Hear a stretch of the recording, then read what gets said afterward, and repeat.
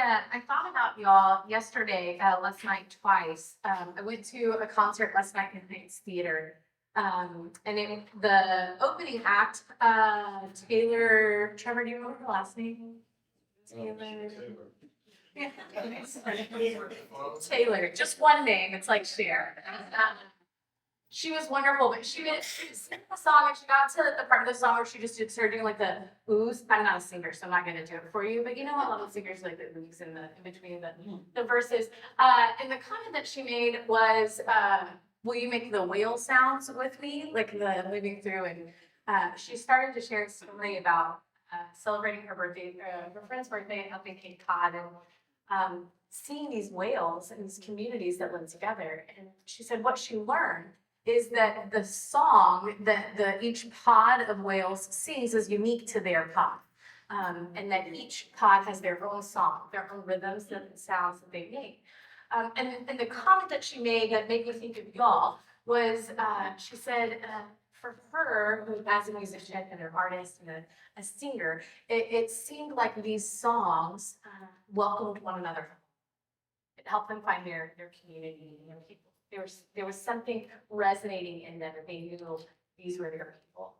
And it made me think about y'all and what we're trying to create in this space, that we would be able to find people who are singing the same songs, who are wanting to live the same rhythms with one another. And that may not be our whole group, but maybe that's smaller villages within the crossing. So I thought of y'all. And then the second thing that made me think of y'all, the main act was John Mark McMillan, and he was singing a bunch of his songs, and then he got to a point about some of his newest work, and he said before he went in to the studio, he was talking to the producer, and he said, I can create another worship album if you want, but it's going to feel like a product that makes it, because it's not where I'm. He said, I am in this place of really wrestling with my faith. I have a lot of doubt. And I can go through the motions, but it won't feel genuine. It will kill my soul because it's not really where I am. And he said, so the producer came alongside and said, there's a lot of worship albums out there. I don't think there's a lot of worship albums of people processing when you are processing right now. So let's make the album that's true to you, for where you are. And he said through that process, he ended up offering up his faith to God in this form of doubt. And thankfully, the Lord returned faith to him. And it made me think a lot of what we talk about in this class, this idea that we have this faith that has been handed down, that is good, that lays this foundation, but there comes a point where we have to really make it ours, where we go through some doubt and some things that we have to deconstruct or work through so that the faith becomes something more and something deeper. So I thought of y'all again, just in this journey that we've been on, of how do you take this faith and really make it ours? How do you wrestle with God through stuff? How do you continue to walk alongside and it becomes something deeper, something richer, something more? So I just wanted to share that. I was thinking of y'all last night in the midst of the Heights Theater and the concert. This morning we're going to continue in the gospel according to Ted Lasso. If you haven't seen the show, that's okay. I'm going to try not to do a spoiler alert if you are still watching it, or if you have no context for it, that's fine. We're just going to watch one clip and I'll kind of set it up in a few minutes. But it's a neat series. So I'm excited that we're going to be going through it and to share it with you this morning. We're going to dive in with a little bit of scripture. So this is Ephesians 4:14 through 16.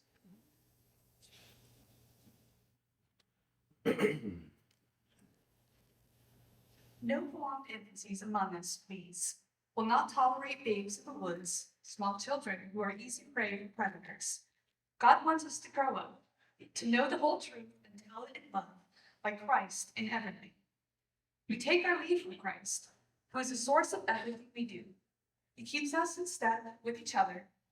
His very breath and blood flow through us, nourishing us so that we will grow up healthy in God, robust in love. So I think that this part of this verse in particular is something that we come across a lot in the Christian world. This part that says that we are going to speak truth, know the whole truth, and tell it in love. And I think sometimes this in love part, we end up hiding behind it. I wrote down some, well, I called it lies or myths that sometimes we fall into in the church world about speaking truth in love. And it's easy to speak this kind of truth, to speak truth to one another when it's the good truth, when it's the easy truth, when it's encouraging, when it's edifying to somebody, when it lifts them up. When you're coming alongside in something that they're voicing, when things are clicking right, and when you're 100% in agreement with somebody, it's super easy to speak truth to them in those moments. But maybe the hard truth, I think, sometimes is when we hide behind this phrase of speaking truth in love. And so, some of the things I was thinking through is that that speaking hard truths is super layered. It's sometimes tricky to discern. Especially when it's somebody that we're close to, that we're walking alongside community, that we're going to see every day throughout our lives. It's easy for me to speak truth to somebody that I'm never going to see again. You know what I mean? Just lay it out and be like, hey, this is what I'm seeing. Good luck. See you later, right? Maybe that's not speaking truth in love because I don't know them. I'm not really concerned about the blowout, the after effects, what's going to happen. And so it's tricky. How do you know when to speak a hard truth to somebody? What do you say doesn't need to be said? And so I was thinking about these lies or myths and this idea that sometimes we fall into this trap that to speak truth in love, we have to have a smile on our faces. Like we have to be super nice, and then we can only say the good things, you know? We can only say the part that's like, you're really killing it at X. And we know that there's this shadow thing that we're just not going to mention, that we're going to leave alone. Or to speak love, in truth, we can't speak the whole truth. So we know that there's something that needs to be said, but we're going to hold back and we're going to hide. And we only convey half of what we think we need to say. As I have been a supervisor of people, one of the things that was offered to me is that when you're giving constructive criticism to someone, you should do like a compliment sandwich. So it's like, hey, you're really doing great at this. I need you to grow in this area. And this is really great too, right? So it's this like easing of the blow. And I think sometimes in the church world, we don't feel like we can say the middle part. Does that make sense? Does that resonate with you? Like we can come alongside somebody and say, hey, you're doing really great, and then think the middle part. And then we move on to the other part, you know? Even for sometimes like our close community, our small groups that we've been in for a while, we don't always feel like we have permission to speak the truth, that middle portion. We feel like we have to soften the blow. And so we end up hiding behind this in love part. Well, out of love for somebody, I'm not going to say this other piece because I love them, and to love them means I'm just gonna be nice and have a smile on my face, and we're gonna keep going. And the relationship might suffer, they might suffer because it may be a truth, but I'm gonna hide behind this. I'm not allowed to say it.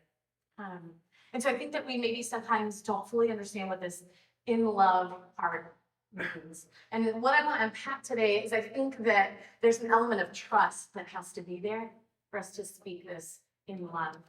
We're gonna watch a clip from Ted Lasso. This is a clip of the Diamond Dogs. If you've seen the show, this is a group of guys that have banded together that start to share life. They share what they're struggling with, often with lots of humor woven throughout.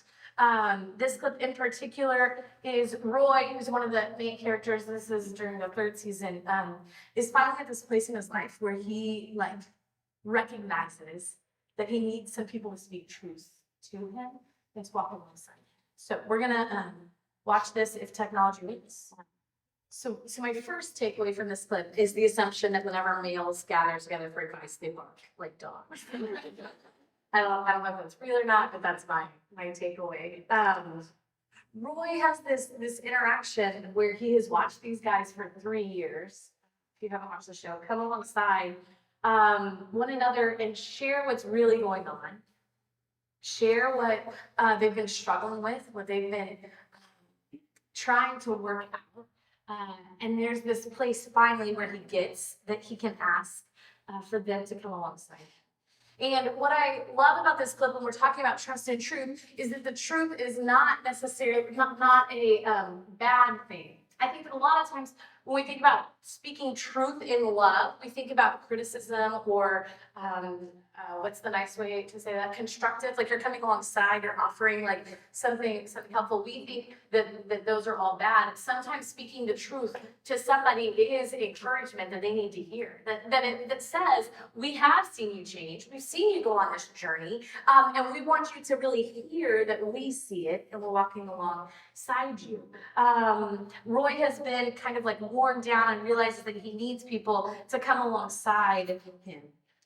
That he can't go it alone, and he needs to be carried to change in and through these friendships. They surround him with truth in a way that he can hear, at a time that he's ready to hear it, and celebrate him in those moments. And so it made me start wondering about what it might be like to actually speak truth to one another. I think, like I said, that trust is a really important part of this. To speak truth, we have to trust one another. And sometimes that's friendships, sometimes that's somebody in authority, sometimes that's a pastor, somebody who's built in. But there's this implicit trust that has to be there in order to hear it in a real way. And the only time to show that, or the only way to build that, I guess, is over time, right? For it to reveal itself that someone is trustworthy, that they can hold the truths that you're sharing with them, that they're not going to be spoken to anybody else, that they know you, they've walked alongside you through different trials, and that what they're going to offer truly is a truth for you, not their own truth or their own thing that they are offering to try to fix a solution, but that they really recognize you. It took Roy years to get to a place where in this clip he could ask for that. Which doesn't mean they weren't speaking truth to him from the beginning. It just took him a while to be able to hear it and have that level of vulnerability. I talk about this a lot, and so I'm sorry. I'm realizing it's part of my shtick whenever I share. But I think we need to have people who are ruthlessly compassionate truth tellers walking alongside us. There are people in my life that I can think of that are really great at being ruthlessly truthful, and I don't receive it because it is not kind, and it is not compassionate, and it is not done in love, and it may be a truth still. It may be real, but I do not receive it or hear it in any way because of the way it is delivered. And I have other people in my life that I can think of that are really great at being compassionate. And in being compassionate, sometimes they miss the truth-telling piece because they want to love me, they want to walk alongside me, and sometimes they end up hiding behind the truth in love part because they feel it would be unkind to speak a truth. And so we need people in our lives that can hold the tension between being ruthlessly truth tellers and compassionate. There's something beautiful that happens when you put those together. A ruthlessly compassionate truth teller who you know loves you, who you know has your back, who you know is walking alongside you, and that the truth they offer is perhaps hard for them to share as well, because they know that there might be a little bit of pain with the truth they're going to share. But they know that it has to be said. And they're going to find the right time and the right place to say it so that you don't feel attacked. Or maybe so that even if you do feel attacked or feel the defense is up, you're going to be able to talk through it, work it out, and not just walk away from the conversation immediately or shut down, but hear what really is there to say. We have to find people who can hold this tension. I internally have a very critical voice inside my head. We can talk about that in another time. We don't have enough time to you. And perhaps that should be with the therapist and not with. I have a critical voice though, and so it is often hard for me to hear encouragement or affirmations. It's something Trevor and I talk a lot about. I had a friend recently, though, also who wanted to share a truth with me, and it was a truth, much like with this Roy situation, that was absolutely affirmation, that was encouragement, that was lifting me up. But because she has walked alongside me, she knows that I have a critical voice inside me, and that I frequently discount any affirmation that is said to me. I'm working on it. It's my own thing. But so before she said, Sarah, what you have is really great to offer, and you are doing a fantastic job, she had to have a hard truth. She had to pause and say, Sarah, what I'm going to say, you're going to want to discount, and you need to not. You need to hear me. You need to know that I am speaking in love, and that I know you well enough to know you were going to brush it aside, but I want you instead to embrace it. And if she had not spoken that truth first and called me out on my internal critical voice, I would not have heard anything else she had to say. I would have brushed it to the side as she's just being nice, or she's just whatever. And I don't offer that to say like, oh, people are complimenting me. I offer that because sometimes the hard truths aren't like the super negative thing, right? Like it's not like this hard thing of, Sarah, your life is going sideways and I want to point out why. Sometimes the hard truth is just like, hey, you're actually doing a great job, or you're killing it in your life, or we see the work that you have been doing over the past couple of years on yourself. Exactly this thing with Roy. They've seen it.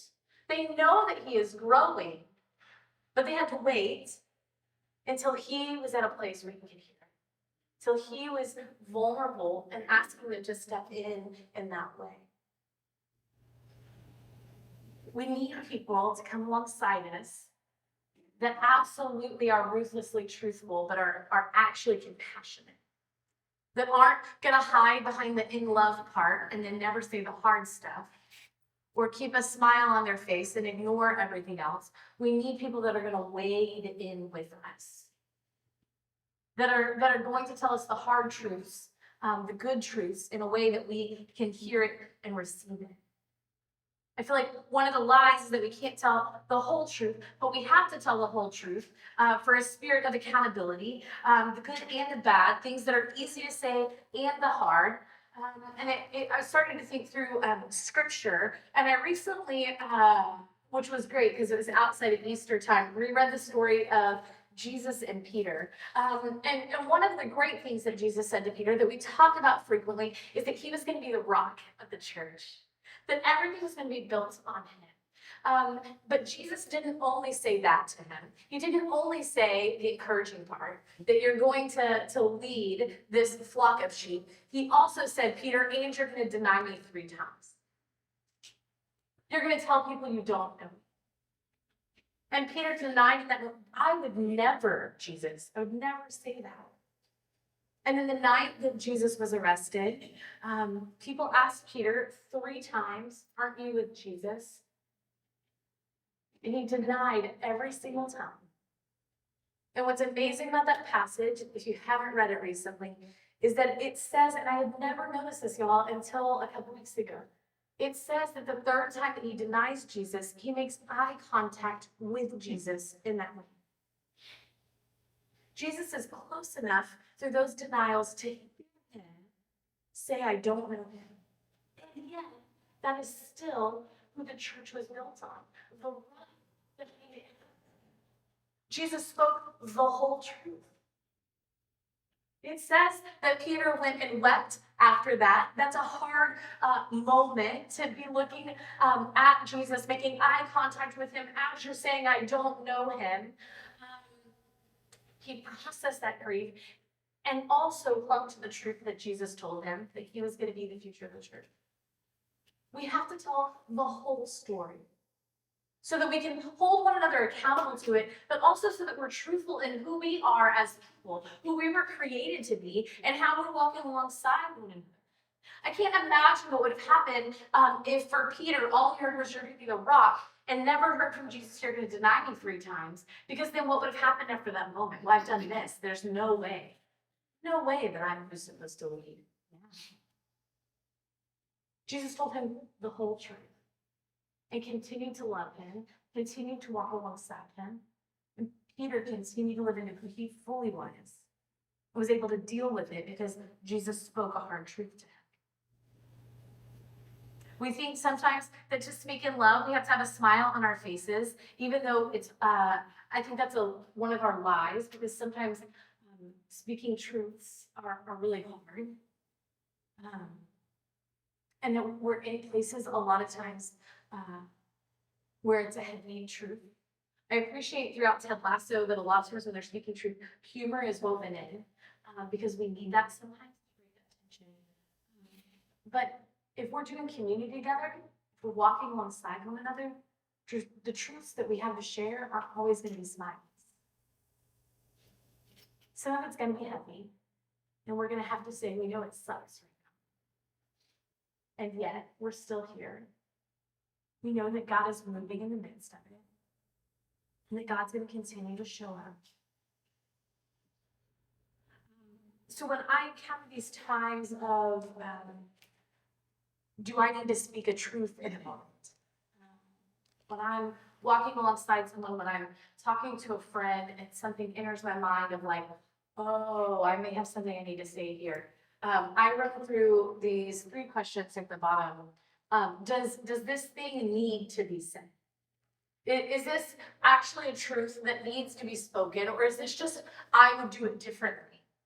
I were you, which doesn't mean that you need to do it my way. So does it need to be said? Is this actually a truth that they need to hear?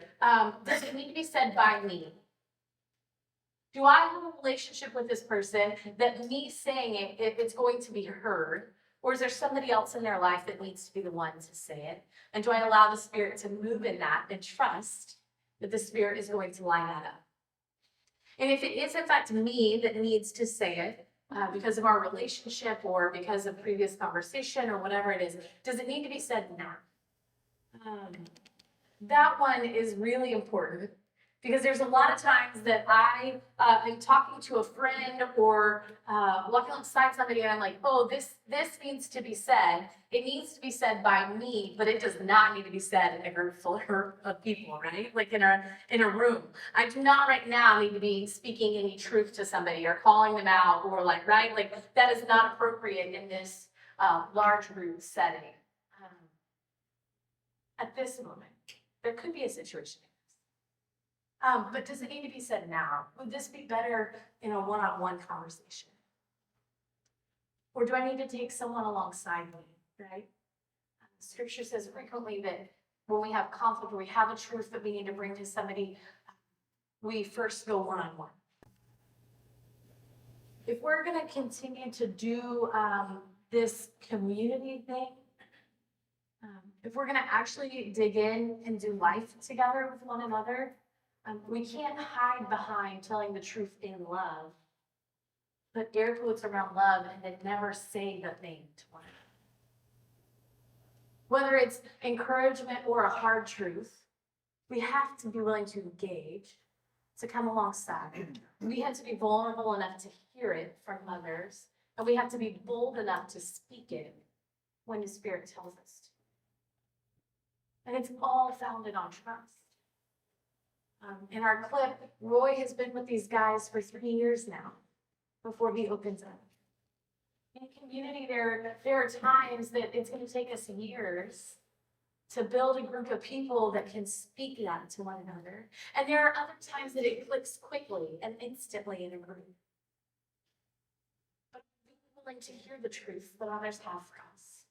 And are we willing to speak the truths that we have for others?